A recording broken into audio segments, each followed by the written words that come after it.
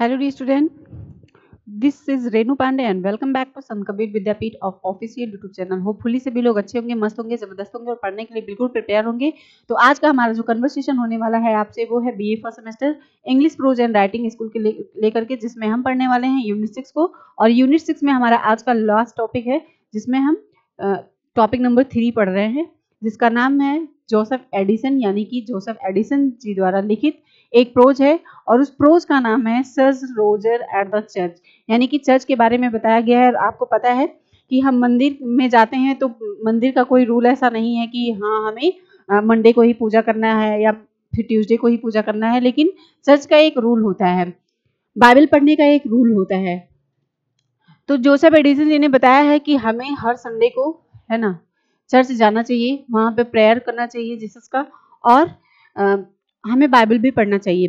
तो इसी बारे में इन्होंने कुछ चीज़ें बताई हैं। लेकिन जोसेफ एडिसन जी ने जो लिखा है sir Roger at the church, वो चर्च की देख रेख कौन करते थे? Sir Roger. तो पहले हम एडिसन जी को देख लेते हैं कि जो हमारे जोसेफ एडिसन जी हैं वो किस तरह दिखते हैं। तो आपको दिखाई दे रहे होंगे कि कितने ग्रेट पर्सन है ये, किस तरह से दिख रहे हैं। और अगर इनके बोर्न की बात करेंगे बच्चों, तो बोर्न इनका हुआ था 1 मई 1672 में, और डाइड की बात करेंगे तो इनका जो डाइड हुआ था वो, यानी कि डेथ हुई थी, वो 17 जून को हुआ था।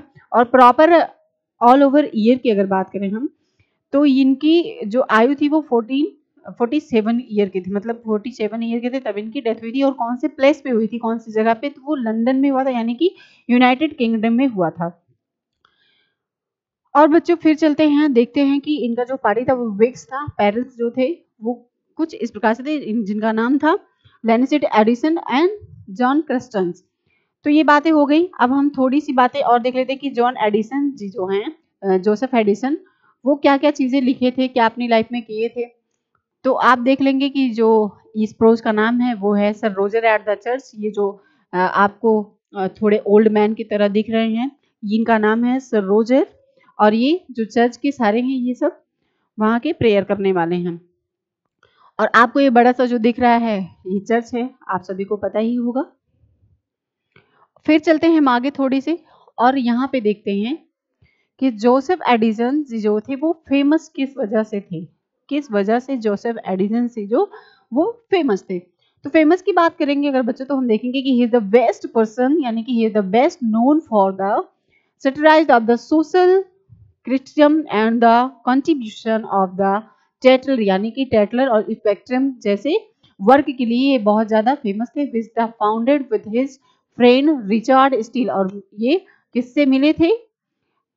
इस फेमस वर्क के दौरान ये मिले थे रिचर्ड स्टील जी से। तो ये इनका फेमस वर्क हो गया।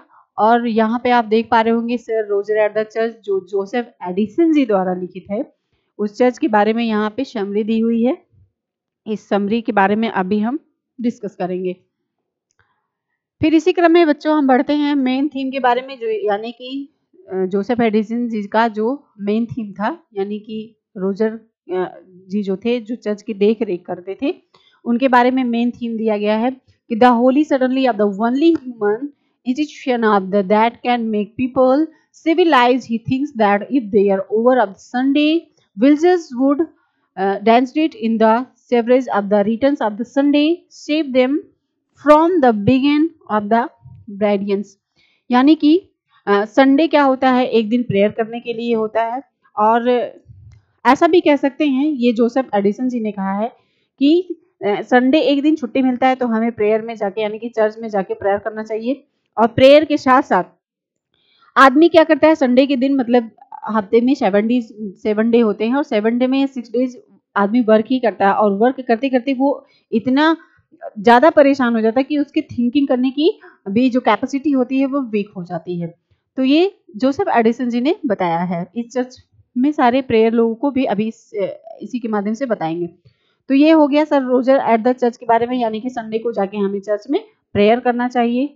और हमारे जो सोशल, मतलब यानी कि जो सोसाइटी है, हमें सोशल वर्क ऐसा भी करना चाहिए कि जो सोसाइटी में लोग रह रहे हैं जो चर्च में नहीं बिलीव करते हैं, उनको भी प्रेरित करना चाहिए कि हमें चर्च जाना चाहिए, वो भी हर संडे को जाना चाहिए। एक दिन ऐसा संडे के लिए रखा गया है और हमें जाके वहां पे बाइबल वगैरह पढ़ना चाहिए और लोगों को चर्च का प्रेयर भी याद होना चाहिए। चर्च का कौन सा प्रेयर? जोसेफ एडिसन जी वहां प्रेयर में गाते थे, यानी जो sir Roger at the church वाले यानी कि रोजर जी थे, वो एक एक पर्सन को प्रेयर किस तरह से लर्न करवाए थे, अभी हम पढ़ने वाले हैं। तो आ जाते हैं बच्चों फिर हम जोसेफ एडिसन के बारे में। अभी रोजर को तो हमने देख लिया कि रोजर जी बताए कैसे किस तरह से कि हमें संडे को प्रेयर करना चाहिए, किस तरह नहीं करना चाहिए। तो जोसेफ एडिसन जी थे वो वाज एन इंग्लिश एसे, यानी कि जोसेफ एडिसन जी जो थे वो इंग्लिश के एसे थे, यानी कि इंग्लिश के एसे को लिखते थे। वो पोएट को भी लिखते थे, प्ले राइट भी करते थे और वो एक पॉलिटिशियन भी थे और उनका इंग्लिश लिटरेचर में कंट्रीब्यूशन भी था। सर्वल पेरियोडिकल एसे भी ये करते थे इंक्लूड इंग्लिश लिटरेचर में। और अगर इनका फेमस बहुत ज्यादा फेमस वर्क की बात किया जाए तो आपको मैंने पहले ही बताया द टैटलर था, और अगर ईयर की बात करें तो 709 यानी कि 1709 से लेकर के 1711 में इनका फेमस वर्क ये हुआ था, द टैटलर जिसका नाम था। और द गार्जियन था, ये गार्जियन जो नाम दिया ये 1713 में हुआ था। तो ये बातें हो गई बच्चों। अब हम देखेंगे कि चर्च का जो प्रेयर है, यानी कि चर्च में जो प्रे करते थे जोसेफ एडिसन और सर रोजर, ये दोनों मिलके हर एक बच्चे को, ये जो सर रोजर थे यहाँ पे देखेंगे आप चर्च प्रीस्ट दिया है, यानी कि जो चर्च में रहते हैं, जो चर्च के पुजारी होते हैं उनको प्रीस्ट कहा जाता है। तो उस प्रीस्ट का नाम क्या था? Sir Roger. Sir Roger, sir Roger ये प्रीस्ट का नाम था जो चर्च की देखरेख करते थे और चर्च में रहने वाले सारे जो भी लोग थे, जो वर्कर्स थे, उनसे किस तरह का बिहेव करते हैं अभी आगे हम देखेंगे। तो पहले हम देख लेते हैं कि चर्च का प्रेयर क्या था।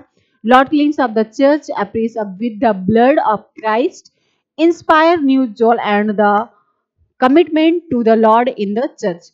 तो ये बातें हो गई बच्चों। अब हम चलते हैं अपने सर रोजर जी के पास। सर रोजर जी एक ऐसे पर्सन थे जिन्होंने हर एक पर्सन को, मतलब उनका जो समाज था, उन समाज के लोगों में जाकर के हर एक व्यक्ति से मिलते थे। ये ऐसे थे, इनके अंदर अपने चर्च को लेकर के इतनी ज्यादा एक्साइटमेंट थी, इतनी ज्यादा एक्साइटमेंट थी कि ये एक एक पर्सन के पास जाके उसको प्रेरित करते थे और बोलते थे कि आपको चर्च आना चाहिए, बाइबल को पढ़ना चाहिए, चर्च में प्रेयर करना चाहिए। अगर आप डेली नहीं कर पा रहे हैं तो कम से कम आप संडे के दिन आके एक दिन अपने प्रेयर को करें।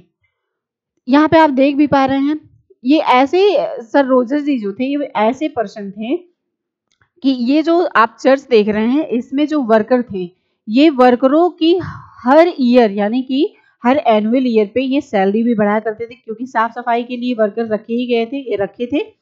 और जब ये अपने गांव में निकलते थे तो मतलब जो सोसाइटी थी इनकी वहां पे निकलते थे तो सोसाइटी में क्या करते थे, ये एक प्रेयर गाने वाले व्यक्ति को रखे थे और उस व्यक्ति को इन्होंने ये बताया कि हर घर जाके आपको हर एक पर्सन, छोटे से बड़े और बड़े से बूढ़े, हर पर्सन को आपको चर्च का प्रेयर लर्न करवाना है, उनको चर्च के बारे में समझाना है और चर्च में लेकर भी आना है। शाम का प्रेयर चर्च में ही करना है, ये ऐसा सर रोजर जी का कहना था। तो रोजर जी सारी बातें बताते थे और इनसे कुछ लोग, मतलब ऐसा होता है ना, जो पर्सन बहुत अच्छा होता है कुछ लोग उसे जेलसी भी होते हैं, बहुत ज्यादा जेलसी वाली भावना हो जाती है कि जलते भी हैं, उनसे हेट भी करते हैं।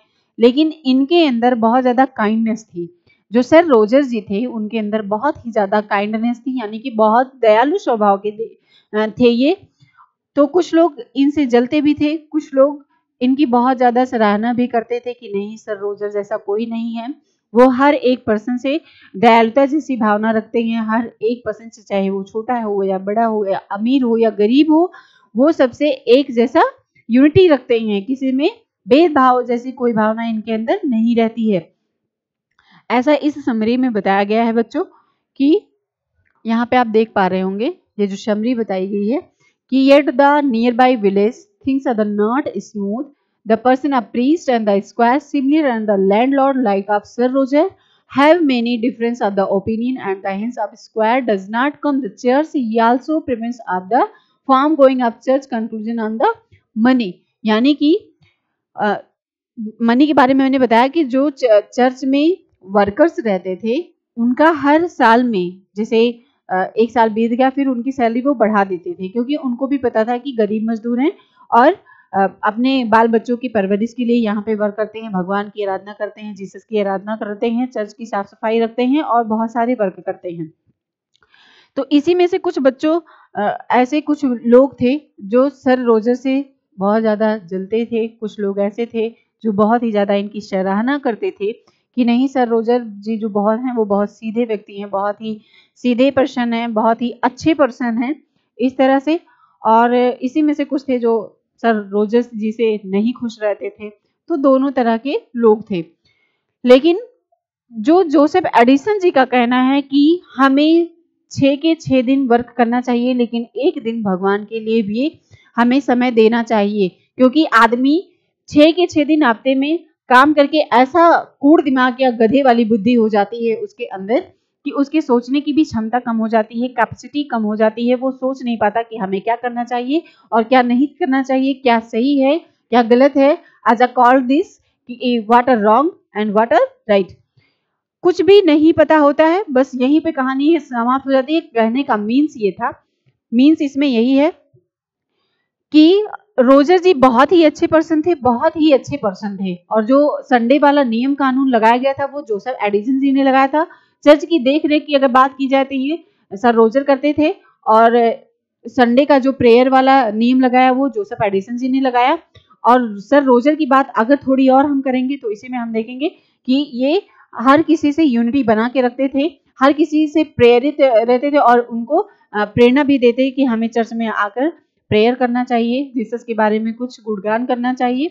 बस बच्चों, हमारी क्लास यहीं पे खत्म होती है। अब हम मिलेंगे बीए फर्स्ट सेमेस्टर की इंग्लिश की लिटरेचर में, यानी कि प्रोज वाले जो है English pros and writing skill में, यूनिट 7 में।